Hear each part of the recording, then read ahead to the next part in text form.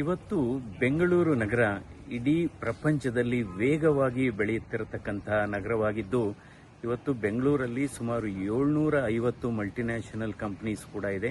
ಹೀಗಾಗಿ ಪ್ರತಿದಿನ ಇವತ್ತು ಲಕ್ಷಾಂತರ ಜನ ಬೆಂಗಳೂರಿಗೆ ಬಂದು ಹೋಗೋರಿದ್ದಾರೆ.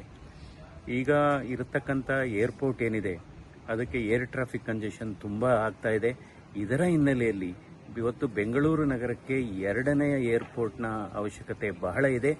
ಈ ವಿಚಾರವನ್ನು ಸನ್ಮಾನ್ಯ ಮಾಜಿ ಪ್ರಧಾನಮಂತ್ರಿಗಳಾದಂಥ ಎಚ್.ಡಿ. ದೇವೇಗೌಡರಿಗೆ ಆಲ್ರೆಡಿ ರಾಜ್ಯಸಭೆಯಲ್ಲಿ ಪ್ರಸ್ತಾಪ ಮಾಡಿದ್ದಾರೆ, ಒತ್ತಾಯ ಮಾಡಿದ್ದಾರೆ. ನಾನು ಕೂಡ ಇದನ್ನು ಧ್ವನಿಗೂಡಿಸ್ತೇನೆ. ಯಾಕೆಂದರೆ ಬೆಂಗಳೂರಿಗೆ ಎರಡನೇ ಏರ್ಪೋರ್ಟ್ ಅವಶ್ಯಕತೆ ಬಹಳ ಇದೆ.